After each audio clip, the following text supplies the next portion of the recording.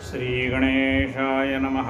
या कुन्देन्दुतुषारहारधवला या शुभ्रवस्त्रामृता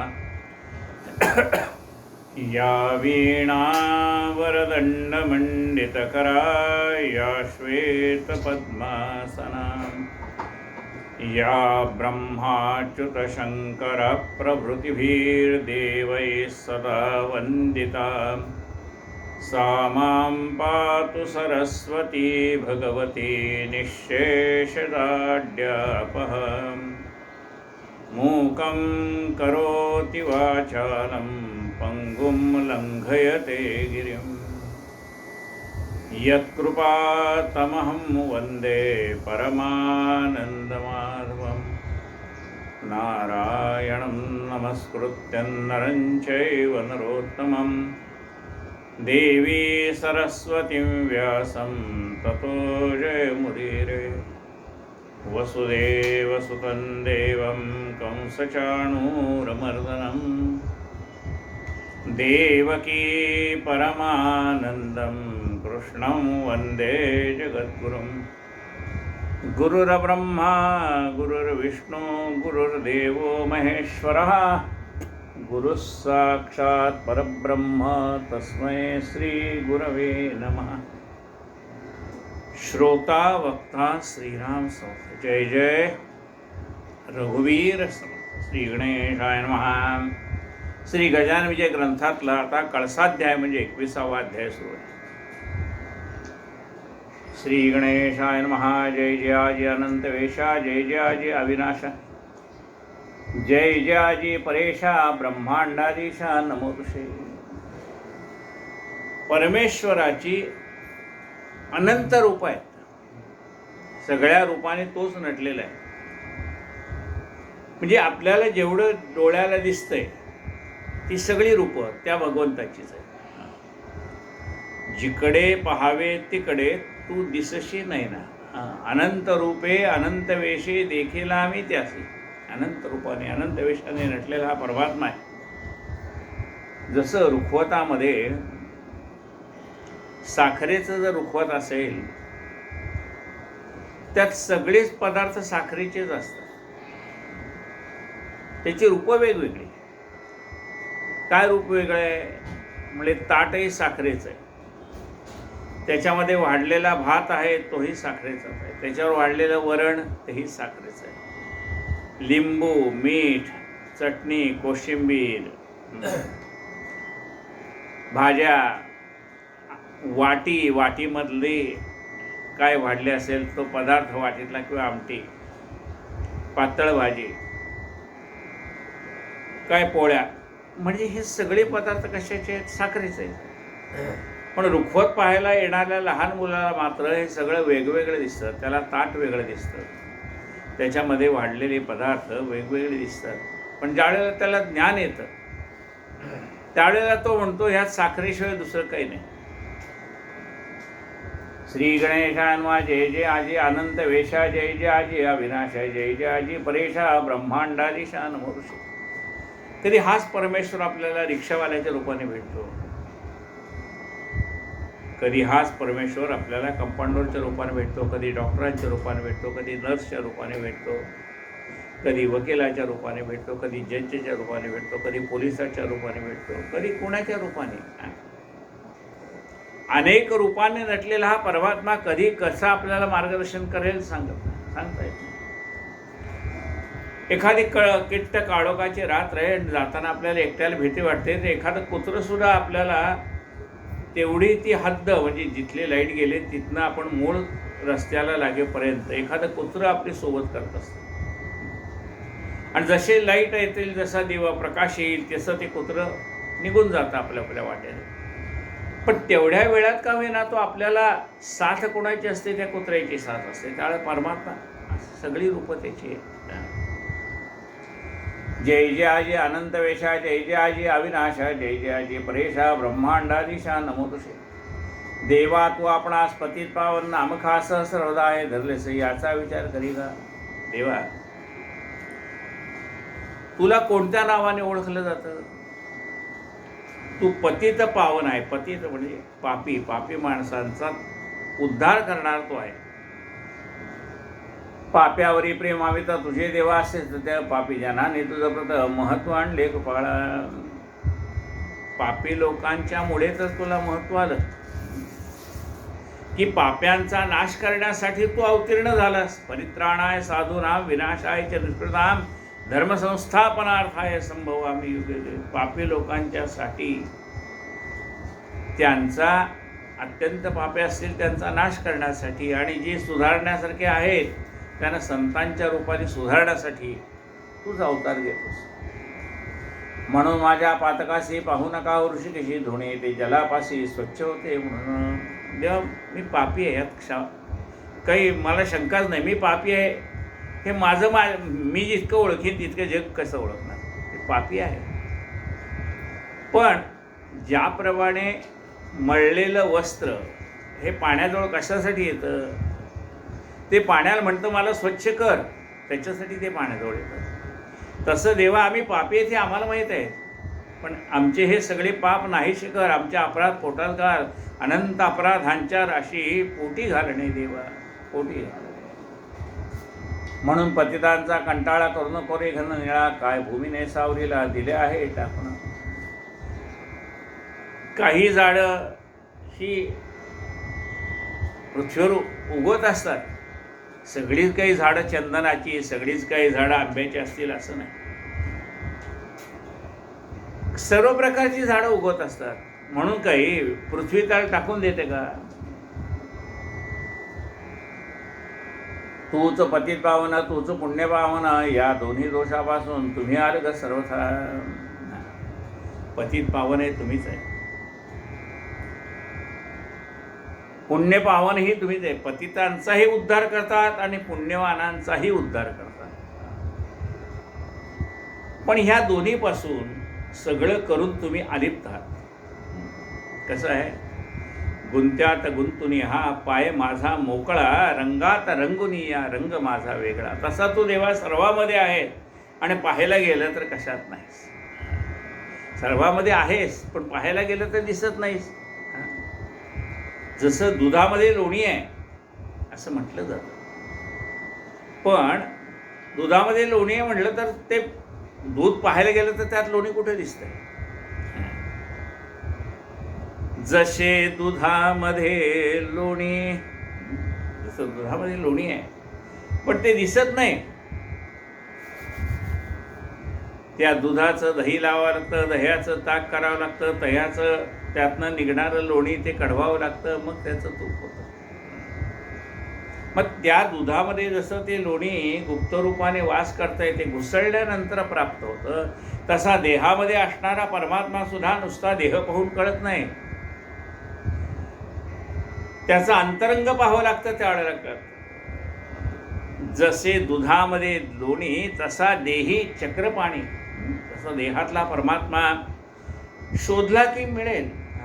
त्याच्यासाठी जसं दुधाचं दही व्हावं लागतं, दह्याचं ताक व्हावं लागतं, ताकापासून लोणी निघतं, तसा हा पहिल्यांदा तामसी असणारा स्वभाव त्याचं रूपांतर मग राजस रूपामध्ये होतं, आणि राजस वृत्तीमध्ये होतं, आणि मग त्या राजस वृत्तीतनं सात्विक वृत्ती निर्माण होते, आणि त्या सात्विक वृत्तीचं घुसळण केलं की मग त्यातनं तो परमात्मा म्हणजे शुद्ध सत्वगुण त्यातनं निघतो तो परमात्मा. शुद्ध सत्व गुणे विणली रे.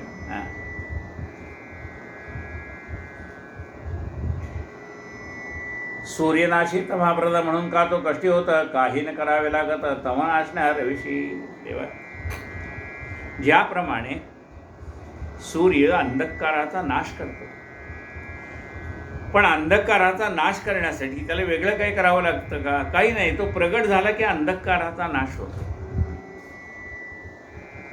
तम जो जो भेटना येतो ते तेथे प्रकाश होई, अंधारात अवघे जाई त्याचे तमाचे नारायण.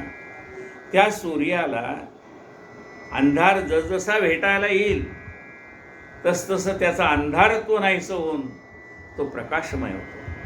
तसा पापी मनुष्य जसजसा भगवंताला भेटायला 4 पावलं पुढे जाईल तसतसं हळूहळू त्याच्यातली पापं नाहीशी होऊन शुद्ध सत्वगुणाने नटलेला हा मनुष्य होऊन जातो.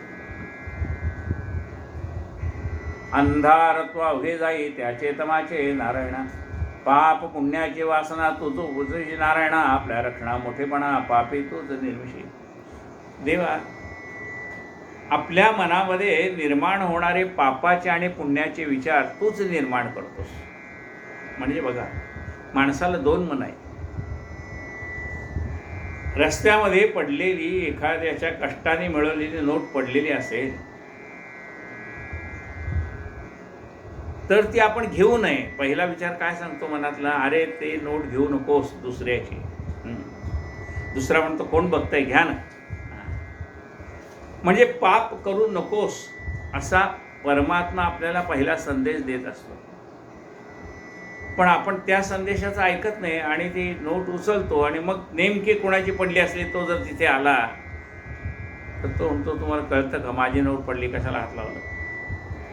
म्हणजे मनामध्ये येणारा पुण्याचाही विचार तोच निर्माण करतो आणि पापाचाही विचार निर्माण तोच करतो. आणि आपल्याला दोन्हीतनं निवडण्याची सारासार बुद्धीसुद्धा त्याने दिलेली असते. पण त्या बुद्धीचा आपण वापर न करता दुष्ट विचाराच्या मागे जातो. पाप पुण्याची वासना तुझ बुजवी नारायणा, आपला रक्षणा मोठेपणा पापी तूच निर्मिशी. काही असो आता तरी चिंता रहित मजला करी, दास गणो हा घ्यावा पदरी हेच आहे मागणे. तेव्हा काही कसं मी पापी आहे मला माहीत आहे, पण माझा तो उद्धार कर एवढंच मागणं आहे. श्रोते आता सावधान हा कळसाध्याय परिसा पुन्हा तुमचे भाग्य धन्य धन्य संत कथा ऐकत असा. दासगणू महाराज म्हणतात, श्रोत्यानं तुमचं मोठं भाग्य धन्य आहे. का? तुमचे कान पवित्र झाले. कशाने? संत कथा ऐकून. कारण कानाच्याकडनं सुद्धा पाप होत असतात ना. कोणाची चाडी ऐकतो, कोणाची निंदा ऐकतो, हे कानाकडनं होणारं पाप आहे.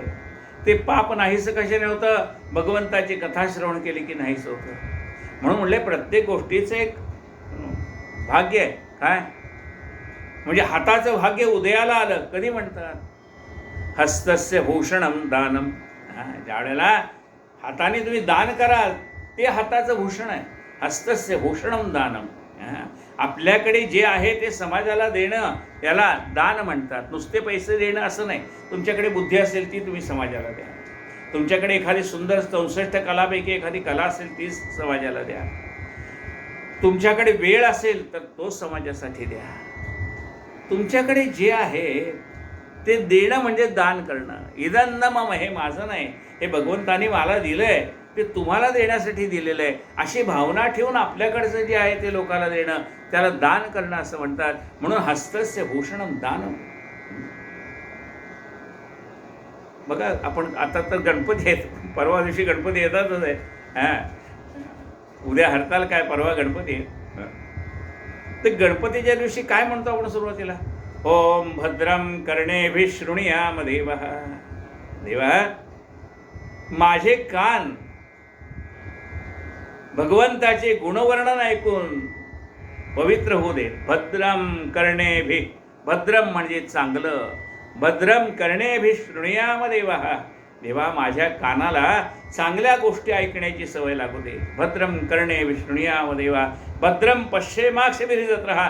तेव्हा मला ह्या जगामध्ये जे जे चांगलं आहे ते पाहण्याची बुद्धी दे. वाईट पाहावं लागत नाही. वाईट लगेच दिसतं. वाईट पाहावं लागत नाही. त्या वाईटातनं चांगलं शोधण्याची. कळण्यासाठी मूल सुखाचे तुला विधीने दुःख दिले. दुःखामधुनी निज सौख्याचे फुलवित जातू गोड पुणे. प्रकाश उधळी अंधारातून शोधी अमंगलातून.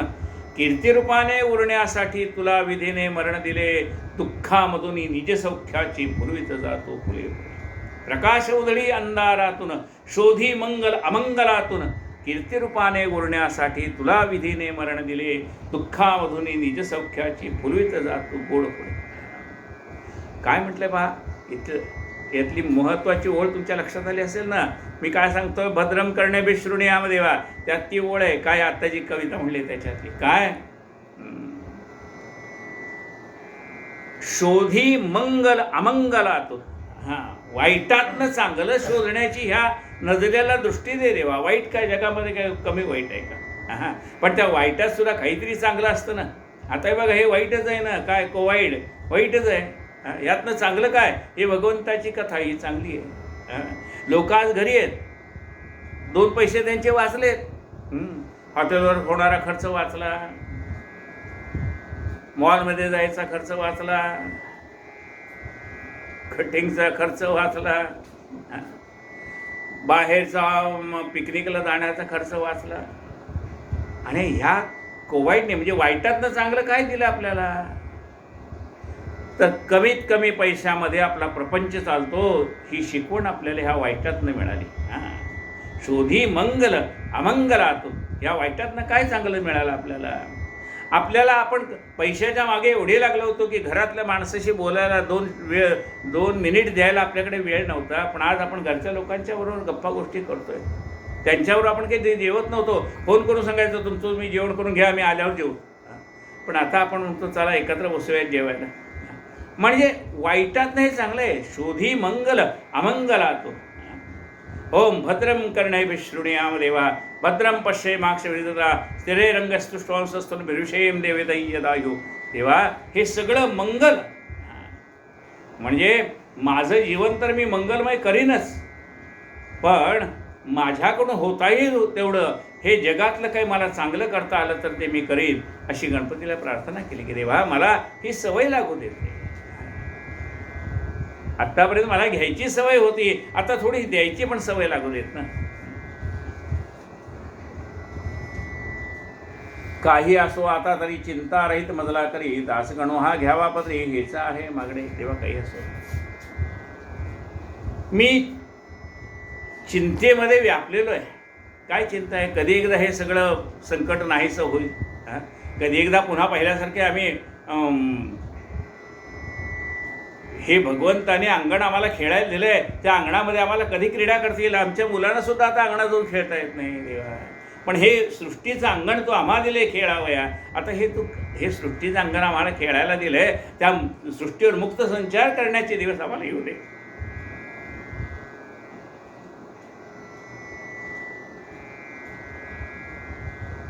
हे सगळं अरिष्ट नाही सकत. तू मंगलमूर्ती आहेस, विघ्नांचं निवारण करण्याची शक्ती तुझ्याजवळ आहे.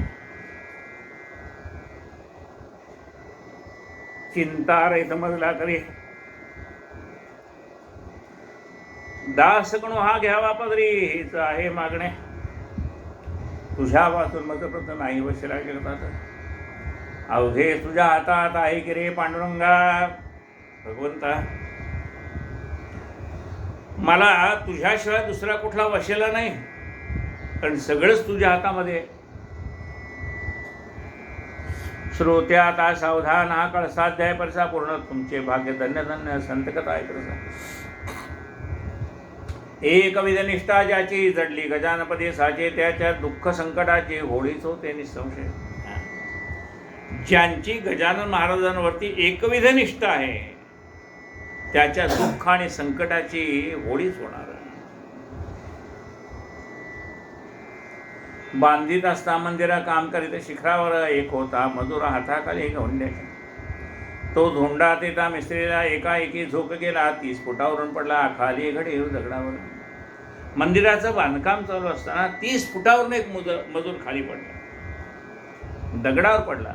आता दगडावर पडल्यावर काय होईल? डोकं फुटेल, काय होईल, काही भरोसा नाही आहे. तो पडता लोकांनी पाहिला, 30 फुटावरनं पडता पडता लोकांनी पाहिला, अरे रे रे म्हणले, पहा तो पडतोय मनुष्य. बहुतेक म्हणले आता हा काही जिवंत राहत नाही. जन म्हणती मेला मेला, उंचावरून खाली पडला, आता कशाचा वाच येतो. परी घडले अगदी तर कोठे न लागले, त्याप्रत जैसा चेंडू झिलतात तैसे त्याचे झाले. पण एखादा माणसाने चेंडू वरच्यावर झेलावा, तसं गजानन महाराजांनी त्याला वरच्यावर झेललं. सोपान साहे ज्यापरी जन उतरती भूमीवरी, तैसे झाले त्याचपरी त्या मजुरा कारणे. ज्याप्रमाणे उंच जागेवरून खाली येण्यासाठी सोपानाचा उपयोग करतात. सोपान म्हणजे शिडी, त्या शिडीचा उपयोग करून मनुष्य खाली येतो. सोपान साये ज्या परी जन उतरती भूमीवर तेथे झाले त्याच परी त्या मजुरा कारणे.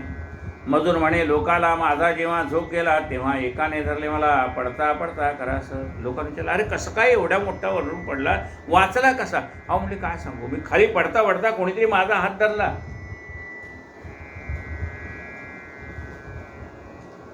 पाय भूमीस लागता क्षणी तो न दिसला मधला गुणी. हे वृत्त ऐकून लहू कावघे आनंदले. जसे माझे पाय जमिनीला लागले तसा तो मला हात देणारा मनुष्य अदृश्य झाला. अभिश्राप कोणाचा समर्थना घेतीसाचा, योग पडण्याचा दैवाने चाला तुझं. अभिश्राप म्हणजे शाप कुणाचा घेत नाही महाराज. अभिश्राप कोणाचा, समर्थना घेतीसाचा. महाराज आपल्या अंगावर कोणाचा अभिश्राप घेत नाही. आता वरून पडण्याचा त्याच्या नशिबात भाग होताच. तो पडला, पण पडल्याबरोबर महाराजांनी त्याला झेललं. या तुझ्या पडण्याने स्पर्श केला समर्थाने तुझ्या करा करणे ऐसे भाग्य कोणाचे. असोई बाई रजपुताची जयपुराहून आलेसाची बाधा होती भूताची तया आपले कारणे. जयपुरावरनं एक स्त्री शेगावला आली होती. रजपूत घराण्यातली एक बाई जयपुरावरनं, तिला थोडा बाहेरवादेचा त्रास असल्यामुळे ती शेगावला आली होती. ती महाराजांच्या आशीर्वादाने माझी बाधा नाहीशी होईल म्हणून आली होती. तिसी जयपूर ग्रामाला दत्तात्रयांचा दृष्टांत झाला. तू या रामनवमीला जाई शेगावा कारणे. म्हणजे असं म्हणतात की गाणगापूरला गेलं की मनुष्य ह्या पिशाच्याच्या बाधेपासून मुक्त होतो. आपण पाहतो गाणगापूरला लोक जातात. एरवी 2-4 फूट चढायचं म्हटलं मनुष्य घाबरतो. तिथं 15-15, 20-20 फूट उंचावर माणसं चढतात. ते सगळे आपण पाहतो त्याच्यावर. आणि तिथनं मुक्त झालेले जीव पण आपण पाहतो. त्यातनं त्या बाधेतनं मुक्त झालेली माणसंसुद्धा आपण पाहतो. तर पिशाच्य मुक्तीचं काम कोण करतं? दत्तात्रय महाराज करतात. पण दत्तात्रय महाराजांच्याकडे ती बाई गेली की तेव्हा मला बरं कर. तेव्हा दत्तात्रयाने तिला दृष्टांत दिला की तू शेगावला जा रामनवमीला, तिथं तुझी व्याधी बरी होईल. तिसी जयपूर ग्रामाला दत्तात्रयांचा दृष्टांत झाला. तू या रामनवमीला जाई शेगावा कारणे. तेथे संत असती संत जागती ज्योत श्री गजानन सद्गुणाथ तेरी. या तुझ्या पिशाच्या व्रत मुक्ती देतील निसंशय. तिथे लोक तुला सांगतील की महाराजांनी समाधी घेतली. काळजी करू नको. जरी त्यांनी समाधी घेतली असली तरी ते त्या ठिकाणी आहेत. तिथं तुझी बाधा दूर होईल, महाराज त्याला मुक्ती देतील. या दृष्टांतेकडून आपल्या 2 मुलास घेऊन रामनवमीसाठी जाणं. बाई आली शेगाव. तिच्यावर तिची 2 मुलं होती. ते आपल्या आईला घेऊन आले. प्रतिपदेपासून मला उत्सवाचे आरंभ झाला. फाट समुदाय मिळाला. असे नवमी श्रोते शेगावी. प्रतिपदेपासून रामनवमीचा उत्सव आहे. प्रतिपदेपासून सुरू होतो. पाडव्यापासून रामनवमीचा उत्सव सुरू होतो. प्रतिपदा ते नवमी असा तो उत्सव सुरू होता. असंख्य लोक त्या उत्सवाला जमलेले होते. आणि त्याच वेळेला मंदिराचं बांधकाम पण चाललेलं होतं. काम सभामंडपाचे चालले होते. तेथसाचे खांब मोठे दगडाचे उभे केले असते. 1.5 फूट जाडीचा, 5 फूट लांबीचा प्रत्येक खांब दगडाचा ऐसे होते कितीतरी. आता आपण राम मंदिराचं बांधकाम पाहतो ना, हजारो दगड त्या ठिकाणी कोरून तयार आहे. तसं ह्या गजानन महाराजांच्या मंदिराचं काम चाललेलं असताना ते दगड तासून सुलाखून ठेवलेले होते. एकावर एक रचून ठेवलेले होते. काही खांब उभे होते. खांब मोठे दगडाचे उभे केले असते. 1.5 फूट जाडीचा, 5 फूट लांबीचा, 1.5 फूट रुंद आणि 5 फूट उंच असा तो दगडी खांब होता.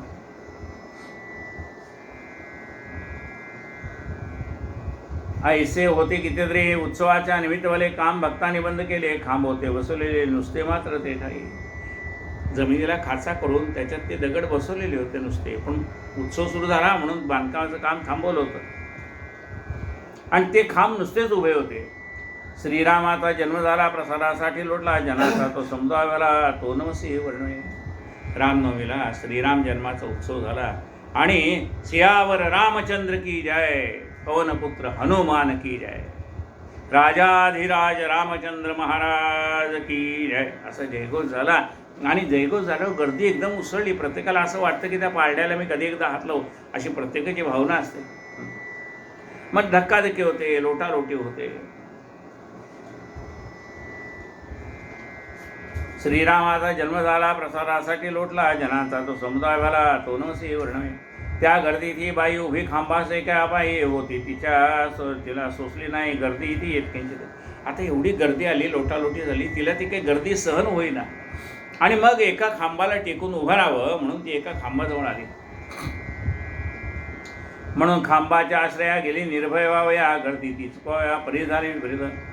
तोच खांब कोसळला, तिच्या अंगावर पडला, तो पाहता लोकाला ऐसे वाटू लागले. आता विचार करा, 1.5 फूट रुंद आणि 5 फूट उंच असा दगडाचा खांब तिच्या अंगावर पडला.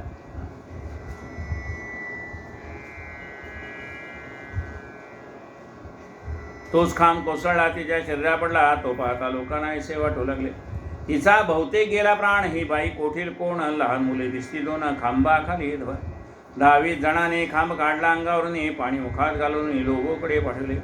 ही लोगो डॉक्टरांनी शस्त्रविद्येची प्रवीण, ही जातीने ख्रिश्चन भक्त येशू ख्रिस्ताची. लोकांनी तो खांब अंगावरचा काढला, तिच्या तोंडावर पाणी शिंपडलं, थोडं पाणी प्यायले, त्याला तसंच तिला उचलून त्यावेळेला ख्रिश्चनांचे दवाखाना होता तिथे त्यांना घेऊन गेले. लोबो नावाची एक डॉक्टरीन बाई होती, ती पण ख्रिश्चन होती. तिने या राष्ट्रपतींना रीतीप्रमाणे उपचार केला. लोबो म्हणेना लागला, मारीला कोठेला. हे आश्चर्य, खरोखर खांब दगडाचा होता, तो त्याच्या खाली शरीर सुरक्षित राहावे. ती म्हणजे मला पण आश्चर्य वाटतं, मी डॉक्टर आहे, एवढा मोठा खांब अंगावर पडून सुद्धा हिला काहीही लागलं नाही, याचं मोठं नवल वाटतंय. आश्चर्य वाटले लोकाला. प्राणबाईचा वाचला, हा जो काही प्रकार घडला तो इतिहास. खांब पाडून अंगावर भूत जे होते शरीर, त्या भूतास मुक्ती करी दिली त्या गजानने. त्या खांबाच्या निमित्ताने महाराजांनी तिच्या शरीरातल्या पिशाच्याला मुक्ती दिली. बाई होऊन पूर्वता गेली जयपूर शहराप्रत, नांदू लागले आनंदात ऐसा प्रभाव स्वामीचा. ऐसे जे का उत्सवासे नाईक नवऱ्याच्या मस्तकासे सोडित असता, मंडपाशी लाकडी गोळ पडला हो. मग ती जयपूरला गेली. असंच एकदा मंडपाचं काम चाललं होतं, मंडप सोडण्याचं काम चाललं होतं. नाईक नवरे नावाचा एक ग्रस्त होता, त्याच्या डोक्यावरती लोखंडाचा मोठा असा गोळा पडला.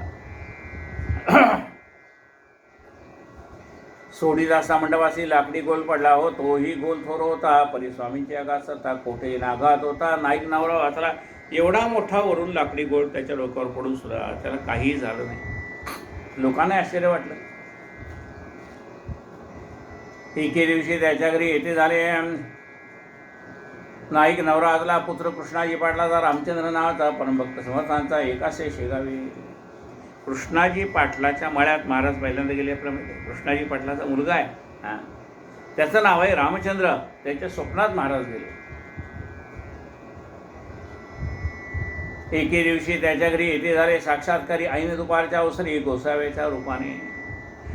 ऐन दुपारच्या, बघा माणसाला कधी स्वप्न कधी पडतील त्याचा भरोसा नाही.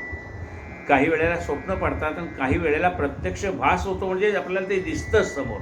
आता या ठिकाणी काय झालं आहे, त्याला स्वप्न वाटलं की आपण स्वप्नात पाहतो काय, पण तिथे प्रत्यक्ष रूपात महाराज त्याच्यासमोर उभे होते. हां, गोसाव्याच्या रूपाने उभे होते. एके दिवशी त्याच्या घरी येथे झाले साक्षात्कारी. ऐन दुपारच्या अवसरी गोसाव्याच्या रूपाने. भूक लागली मला देखा, अन्न काही देता काय, असे म्हणून मारले का रामचंद्र पाटलाचे. रामचंद्र पाटलाला हाक मारले, अरे मला भूक लागली, मला काही खायला देतोस का. पाटील मूळचा भाविक त्याशी वाटले कौतुक गोसाव्याचे. ऐकून हाक दारा माझे पाटला. पाटलाला आश्चर्य वाटलं. तो धर्मशील होता, दानशूर होताच, पण आपलं नाव घेऊन एखादा गोसावी आपल्याला कसा हाक मारतोय त्याचं त्याला आश्चर्य वाटलं. गोसावीचे ऐकून हाक दारा माझे पाटला. निरकून पाहता गोसावीचे तो त्या सैपुण्यराशी स्वामी गजानन शेचे ऐसे त्याला वाटले. त्या गोसाव्याकडे निरखून पाहताना त्याला असं भास झाला किंवा कळलं, त्याला असं वाटलं की हे प्रत्यक्ष गजानन महाराज असतील. जरी त्यांनी गोसाव्याचं रूप घेतलेलं असलं, जरी महाराजांनी समाधी घेतलेली असली, तरी सुद्धा हे गोसावी म्हणजे दुसरे तिसरे कोणी नाहीत, गजानन महाराजच असतील अशी त्याच्या मनाची खात्री झाली. गोसाव्याचा जुना आता आला घेऊन घरात. तिला बसण्यास पाठ पूजा केली पायाची. महाराजांचे हात धरले, हात घेऊन आला, त्यांच्या पायावर पाणी घातलं, बसायला पाट दिला, पाटावर बसवलं, त्यांची पाद्यपूजा केली.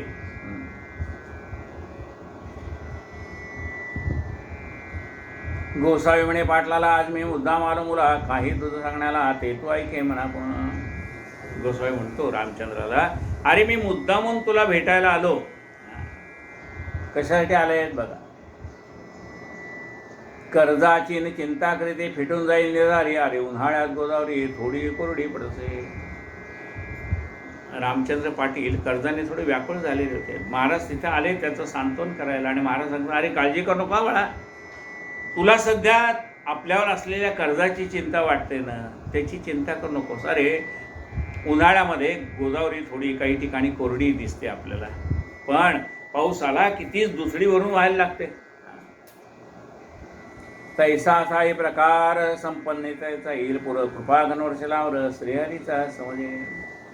ज्याप्रमाणे पाऊस पडल्यानंतर कोरडी पडलेली गोदावरी दुसरीवरून व्हायला लागते, तशी भगवंताची तुझ्यावर कृपा झाली की सगळं तुझं, सगळी तुझी चिंता नाहीशी होईल. उष्टे माय कैसा साई प्रकार संपन्नतेचा येईल पुढं, कृपा घनवर्षलावर श्रीहरीचा समजे. उष्टे माझे जे ठाई पडेल बापा ते ठाई, कशाचेही कधी काही कमी नाही पडणार. माझं उष्ट जिथं पडेल ना तिथं कधी काही कमी पडत नाही. 1990 सालची गोष्ट आहे. लोणारची जागा आपल्याला नानासाहेब जोशींनी दिलेली आहे. 903 चौरस मीटर एवढी जागा, तो वाडा आणि जागा त्यांनी आपल्याला दिली, वाड्यासहित जागा दिली. तिथे आपला पहिला कार्यक्रम चालू होता. त्यावेळेला गांधारीचा पूल नव्हता, कल्याणवरून जाताना लांबून यावं लागलं किंवा होडक्यात बसून पलीकडे जावं लागलं. तेव्हा त्या ठिकाणी पहिला कार्यक्रम झाला, प्रसाद झाला महाराजांचा. आणि प्रसाद झाल्यानंतर मी त्या ग्रामस्थांना सांगितलं की, ते म्हणाले, अहो इथं आमच्या गावामध्ये एक 5.5 एकराचं तळं आहे, हां, आणि ते पूर्ण बुजलेलं आहे. 1970 ते 1990 आम्ही 20 वर्ष हे तळं गव्हर्नमेंटकडनं खोदून मिळावं म्हणून आम्ही प्रयत्न करतो. ते अजून काही प्रयत्न यशस्वी होत नाही. तेव्हा मी त्यांना असं सांगितलं की, हेच वाक्य सांगितलं, काय गजानन विजय ग्रंथातलंच आहे ना, काय सांगितलं, उष्टे बापा उष्टे माझे जे ठाई पडेल बापा ते ठाई, कशाचेही कधी काही कमी नाही पडणार. माझं उष्ट ज्या ठिकाणी पडेल ना तिथे काही कमी पडणार नाही.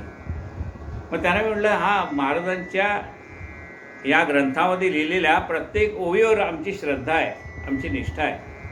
ही ओवी खोटी नाही. तुम्ही असं करा, ही आपली जेवणं जाणं ह्या ज्या पत्रावळी आहेत ते प्रसाद उष्ट आहे, म्हणजे प्रसाद घेतो आपण काही जेवण करत नाही, महाराजांचा प्रसाद घेतला आहे. तर हे याच्यामध्ये जे अन्न आहे ते सुद्धा महाराजांचा प्रसादच आहे. तर तो तुम्ही पत्रावळी त्या तळ्याच्या जागी टाका. आता तिथं वरती मोठं गवत विवत वाढलेलं होतं, हां, आणि कचरा टाकत होते लोक. म्हटलं तिथे नेऊन टाकत. इथे अन्नाचे शीत पडले तर ह्याचा उद्धार होऊन जाईल या तळ्याचा सुद्धा, आमची श्रद्धा आहे. त्यानंतर ग्रामस्थ नानासाहेब जोशी आणि आम्ही त्या भिवंडीला गेलो. मल्लय्या साहेब म्हणून होते तळ्याला, झेडपीच्या ऑफिसमध्ये गेलो. त्यानं म्हटलं, बाबा हे तळं एवढं खोदून द्या, काहीतरी खेडेगावात जाऊन काम करावं ह्या हेतूने आम्हाला यांनी जागा दिलेली आहे नानासाहेब जोशींनी. तर खेडेगावात काहीतरी काम व्हावं. महाराजांनी त्यावेळेला कोरड्या विहिरीला पाणी आणलं, आमची काही ती ताकद नाही, पण एवढं तरी आपण केलं तरी आम्हाला समाधान लाभेल. ते म्हणले, हो दरवेळेला आम्ही प्रोजेक्ट पाठवतो पण तो रिजेक्ट होऊ नये. म्हणलं, आमच्या समाधानासाठी पुन्हा एकदा सर्वे करा, पाठवून द्या. त्यांनी पुन्हा एकदा सर्वे केला आणि पाठवून दिला, आणि 3-4 महिन्यातच तो मंजूर होऊन आला. आणि त्या ठिकाणी गव्हर्नमेंटच्या माध्यमातून 5.5 एकराचं तळं खोदून मिळालं गव्हर्नमेंटकडून. त्यात आपल्या देवस्थानचा एकही पैसा गेला नाही, पण ते खोदून मिळालं. ते याच्यासाठी प्रयत्न झाले, भगवंताच्या कृपेने त्या प्रयत्नाला यश मिळालं. गव्हर्नमेंटने ते खोदलं आणि आज त्या तळ्यामध्ये जवळजवळ 11 महिने पाण्याचा साठा 5.5 एकराचा उपलब्ध. त्या पहिल्या वर्षी त्या तळ्यामध्ये आलेल्या पाण्यामध्ये 80,000चं उत्पन्न ग्रामपंचायतीला मिळालं, मत्स्योत्पादनाचं मिळालं. त्यानंतर आजूबाजूला जे घरं ज्यांच्या शेती होत्या त्यांनी कावडीने पाणी नेलं आणि भाजीपाला लावला. त्या गावामध्ये ज्या विहिरी होत्या त्या कोरड्या पडलेल्या होत्या, त्या तळ्यामध्ये साठलेल्या पाण्यामुळे त्या विहिरीला सुद्धा पाणी लागलं. असं म्हणजे महाराजांचं उष्ट पडतं ना, तिथे काही कमी पडत नाही.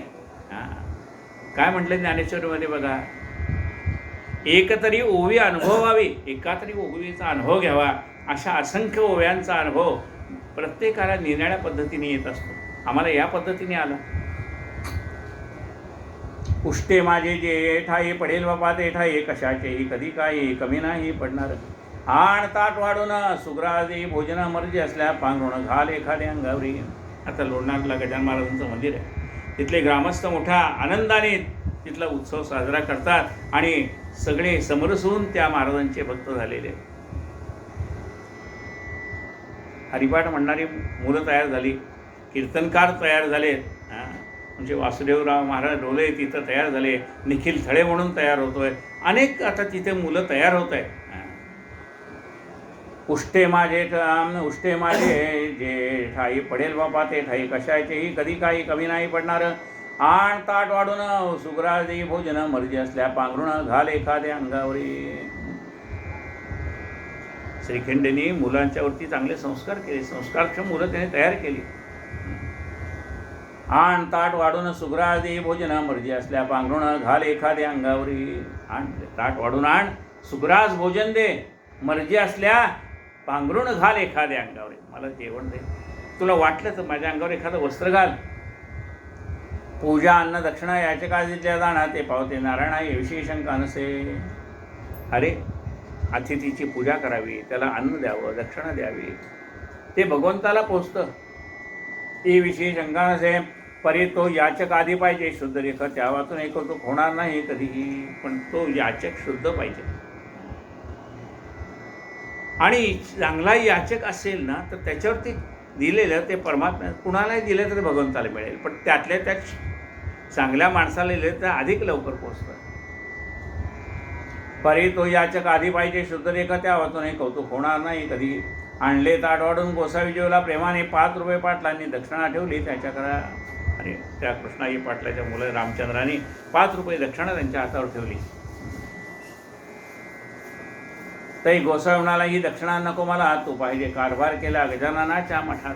त्याने सांगितलं रामचंद्राला, अरे ही असली व्यावहारिक दक्षिणा मला नको आहे. मग काय कर, अरे तू गजानन महाराजांच्या मंदिरामध्ये सेवा कर, इथे कारभार कर.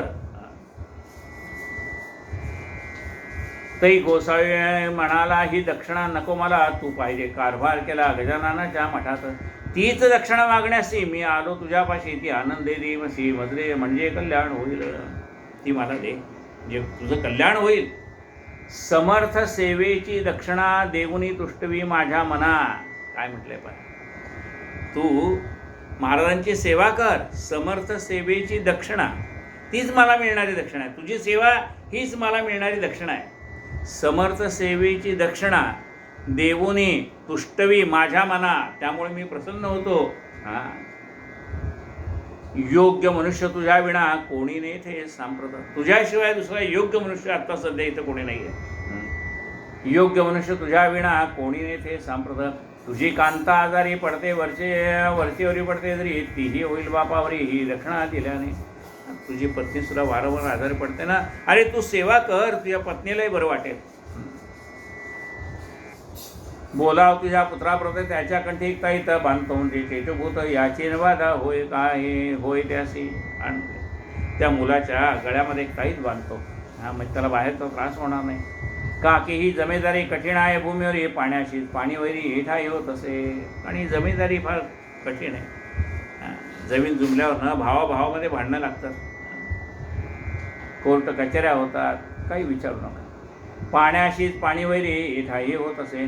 पाटीलकीचे तुझे वतन हे वाघाचे पांघरुण आहे, त्याचा उपयोग उपयोग करणे अति त्याचा उपयोग करणे जाण अति जपून रामचंद्रा. पाटीलकीचं तुझं वतन आहे, पाटीलकीचं वतन आहे म्हणजे तुम्ही पाटील आहात या गावचे, पाटीलकीचं वतन तुमच्याकडे आहे. पण एखादी सत्ता जर आपल्यामध्ये असेल ना, त्या सत्तेचा जनकल्याणासाठी वापर कसा करता येईल याचा विचार करा.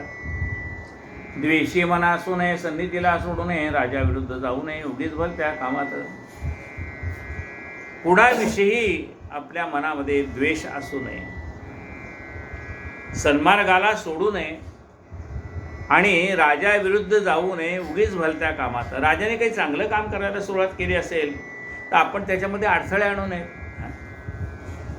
साधू कोण संत कोण हे पाहावे शोधून दांभिकाच्या नादी जाण कदापि लागू नये.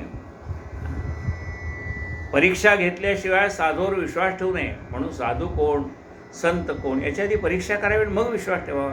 साधू कोण संत कोण हे पहावे शोधून त्यांचं नीट परीक्षा घ्यावी. खरंच ते वेळ आहे का नुसतं बोलाच्याचे भात बोलाचीची कडी, त्याची आपण परीक्षा करावी. आणि दांभिक माणसाच्या संगतीला लागू नये. दांभिकाच्या नादी जाण कदापिही लागू नये. ही व्रते पाळल्यास तुझा ऋणी श्रीनिवास होईल या वचनास असत्य माझ्या म्हणू नको. ही जर माझी सांगितलेली वचनं तू पाळशील तर भगवंत तुझ्यावर कृपा करेल, तुझा ऋणी होईल. आय पाहून खर्च करी दंभाचार कधीनवरी साधू संत येता घरी विनमुखताला लावू नये. आता रामचंद्र पाटलाला जो उपदेश केला आहे तो केवळ रामचंद्र पाटलाला नाही, आपल्यालाही तोच उपदेश आहे. काय म्हणतात महाराज? आय पाहून खर्च करी. तुला 100 रुपये पगार आहे असं गृहीत धरा. काय पगार आहे? 100 रुपये. आता तुला खर्च करण्याचा अधिकार किती आहे? तर 100 रुपयातले 80 रुपयेच खर्च करण्याचा तुला अधिकार आहे आणि 20 रुपये तुला शिल्लक टाकायला पाहिजे. बरोबर आहे? मग याला आय पाहून खर्च करी म्हणतात. पण जर तू 100 रुपये उत्पन्न असताना 120 रुपयाचा खर्च करशील तर शिल्लक तर काही पडणार नाही, पण 20 रुपयाचं कर्ज होईल. आता हे 20 रुपयाचं कर्ज तर तुला नको असेल तर तुला काय करावं लागेल? 20 रुपयाचं ओव्हरटाईम करावं लागेल. म्हणजे ते 120ला 120 पण शिल्लक काही नाही तर कोणाकडनं तर उसने घ्यावे लागतील, क्रेडिट कार्डावर घ्यावे लागतील, काहीतरी म्हणजे कर्जच काढावं लागेल. आपल्याला क्रेडिट कार्ड म्हणले फार बरं वाटतं. अरे क्रेडिट कार्ड म्हणजे काय? कर्जच काढताना तुम्ही क्रेडिट कार्डावर म्हणजे कर्ज म्हणजे तुझ्या उत्पन्नापेक्षा तू जास्ती खर्च करतोयस हे लक्षात घे. क्रेडिट कार्डाचा उपयोग सारखा करू नये. कधी लागला तर वापर करावा. अगदी इमर्जन्सी काळात लागला उपयोग करा. सारखा आपल्याला हे पहिलं लोन संपलं गेलं की दुसरं काढायची सवय. अरे शिल्लक टाका ना, शिल्लक टाकायची सवय पाहिजे हाताला. मिळविती तितके बक्षिती ते कठीण काळी मरून जाती. दीर्घ सूचनेने वर्तती त्याची भले. अरे काही उत्पन्नातला भाग शिल्लक ठेवावा लागतो. धंद्यामध्ये सुद्धा कमी जास्तीपणा येतो. प्रपंचामध्ये सुद्धा काही अचानक खर्च उभे राहतात. त्यामुळे थोडं शिल्लक आपल्याकडे पाहिजेच. आय पाहून खर्च करी दंभाचार कधीन वरी. दंभाचार म्हणजे लोकांनी आपल्याला चांगलं म्हणावं म्हणून आपल्या उत्पन्नापेक्षा जास्ती खर्च करणं, त्याला दंभाचार म्हटलंय.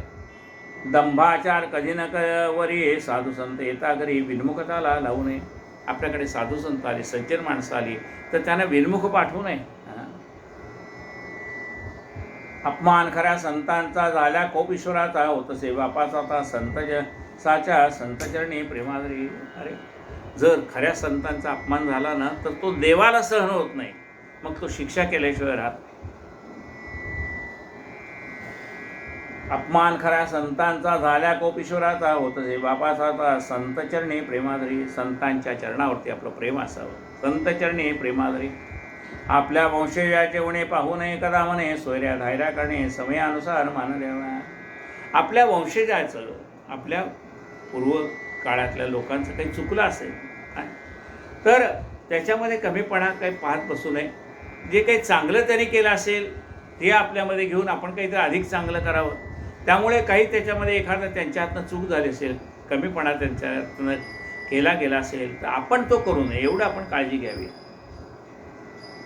आपल्या वंशजाचे उणे पाहू नये कदा म्हणे सोयऱ्या धायऱ्या करणे समयानुसार मान द्यावा. आपले सगळे सोयरे असतात, त्या वेळेला त्यांचा मान द्यावा लागतो. आपल्या मुलीचं लग्न काढलं म्हणजे 2 मुली आहेत एखाद्याला असं गृहीत धरा. पहिल्या मुलीचं लग्न झालं आहे, आता दुसऱ्या मुलीचं लग्न आता आहे. मग पहिल्यांदा आपल्याला काय करावं लागतं? पहिल्या जावयाला मान द्यावा लागतो, मग ह्या नवीन जावयाची पूजा करावी लागते. म्हणून काय म्हटलंय? सोयऱ्या धायऱ्या कारणे समयानुसार मान द्यावा. आपल्या घरी कार्य निघाल तर आपण आपल्या मुलीच्या सासरवाडीला जाऊन भेटलं पाहिजे, त्यांना सांगितलं पाहिजे की अहो या आमच्या घरी कार्य काढलं आहे. नुसतं फोनवर नावं तुम्ही पण या असं नाही. इथं प्रत्यक्ष जाऊन भेटायला पाहिजे, ते भेटायलाच पाहिजे. आपल्या सोयऱ्याधाऱ्यांना योग्य वेळे आणि योग्य सन्मान त्यांचा मान आपल्याला राखता आला पाहिजे. सोयऱ्याधाऱ्या कारणे समयानुसार मान द्यावा. कोप असावा वाह्यात करी दया असावी अंतरी जैसे काटे फणसावरी काटे आत गोड काटे फणसावरी काटे आत गोड गरे. कोप असावा बाह्यात करी, राग वर असावा मनात नसावा. म्हणून काय म्हटलं, राग ओठात असावा पोटात नसावा. कोप असावा बाह्यातकारी दया असावी अंतरी जैसे काटे फणसावरी. वरी कोण, काटे, आत गरे. म्हणजे फणसाच्या वर काय आहेत, काटे, आणि आत काय आहेत, गरे आहेत. मग वरती जरी काटे असतील तर त्या फणसाच्या पोटात मात्र गरे आहेत. तसं एखादा मनुष्य रागवत जरी असला तर त्याच्या नुसत्या रागवण्याकडे लक्ष देऊ नये. त्याच्या अंतःकरणामध्ये किती प्रेम आहे याचा पण विचार करावा. मी तुझ्या पाठी साहेजान रात्रंदिवस साहीत बांधून कंठाचा गोसावी जाऊ लागला. त्याच्या कंठात ताईत बांधला, मुलाच्या कंठात ताईत बांधला आणि गोसावी निघाला परत. दाराबाहेर जातावाला अंतर्धान पावला. पाहता पाहता झाला दिसेनासा रस्त्याचं. पाहता पाहता रस्त्यामध्ये दिसेनासा होऊन गेला. पाठीला अवघ्या दिवसभर माणसेकरी विचार हा गोसावी ते कोणी तर नसावायसे वाटते. गजानन स्वामी मला आले उपदेश करायला, घेऊन गोसावी विषयाला हे आता उमजले. रात्री स्वप्नी येऊन संशय केला निरसन, अरे ऐसे स्वामी गजानन हो भक्तवत्सल खरोखरी. आता तो गोसावी आला होता, हे गजानन महाराज असतील अशी त्याच्या मनाची खात्री होती, पण नक्की खात्री